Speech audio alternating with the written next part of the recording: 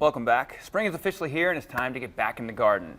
But what should you plant? That's the question always. Terry Duval is horticulture extension agent with the Duval County Extension Office. She's here to talk about perennials, annuals, and of course plants we can eat. Right, and that's your favorite. Yes, plants we can eat are my favorite because Yeah. sometimes you know these don't taste as good. No, they But these are don't. pretty and we need these. We do need these. These bring in the pollinators. That's and right. We need bees and stuff. Yeah. Yes, I keep telling everybody we need bees. Right. Bees are important. Bees die, we die. Right, right. Yeah, That we simple. need the food. Yeah. So talking about getting in your garden and stuff and perennials, annuals, let's start with that. Perennials, Okay. annuals.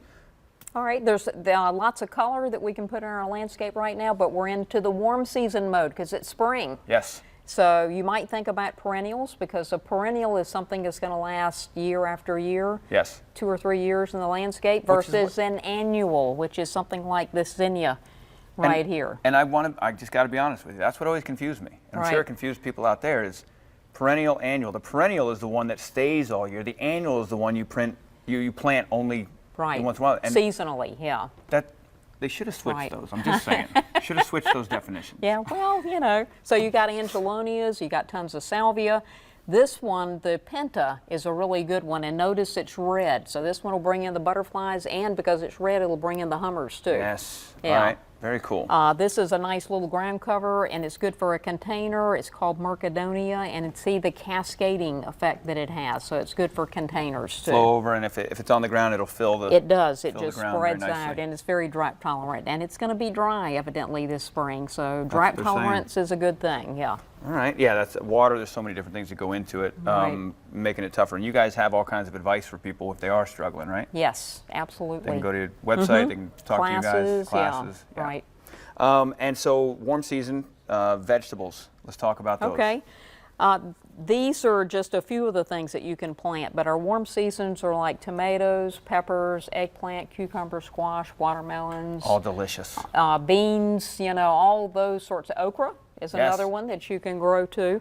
Now it's a little bit cool for okra and beans. You want to wait for the soil temperature to warm up a little bit, but probably everyone's favorite are tomatoes. Because that's the thing is even though the air temperature may be warming, that soil is going to take another Right. month or so, right? Yeah, and the seeds will just sit there, and then if you start watering them, trying to get them to germinate, they'll rot. So you need to wait for that soil temperature to move up a little bit. I mean, seeds are obviously cheaper to Yes. start with, but seedlings are easier to start Right, with when it's right. already out of the ground. Yeah, and then some of these you can't grow. You could direct seed them, but this gives you a jump start, and the earlier we can get started and put these plants in, the sooner you're going to get fruit, and the quicker you'll beat the insects as well. So you get to eat. Yeah. And which ones you got here? Okay, I've got a large tomato. Now this one's going to be over our head. It'll be 6 feet tall. It's an indeterminate variety. All right. So pay attention to the classification. It's a small fruited variety, so it's called black cherry. It's an heirloom, so it's a delicious black, very sweet tasting tomato. All right. And then I've got 2 that would be better adapted for containers or a small garden. These both get 3 feet tall. This is a wild red dwarf. All right. So it'll continue to bear 8-ounce size fruit. And this one is a bush early girl, so the bush kind of gives you a clue too. It's going to be a smaller variety, so that one will bear 6 to 7. And there was one study under ideal conditions where it bore one plant had 100 fruit on it. That's pretty good. Very good. Yeah. Absolutely. Yeah, that's the one thing everybody wonders.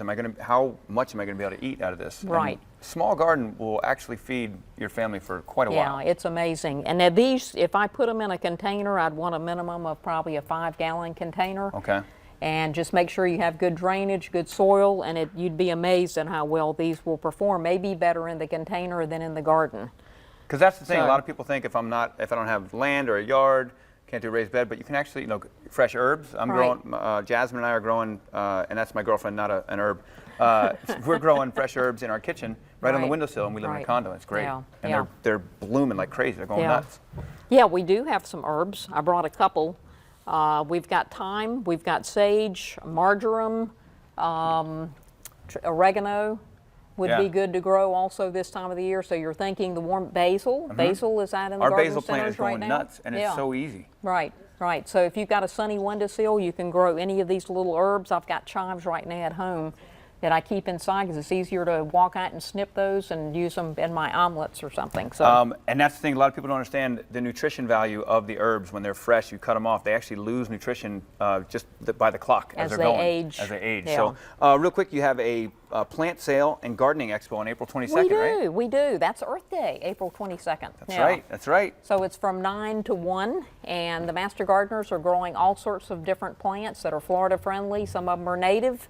So you can come out and check out what we've got. We'll also have some demos on building grow buckets, you know, where you would grow the vegetables in the containers, and irrigation tips, how to save water in your landscape and different things. I love it. So it'll be great. Please come and join us. Yeah. Very cool. Thanks, Terry. The plant-based health movement is here, and it's expanding. The awakening is coming, folks. Get involved. Thanks, Terry.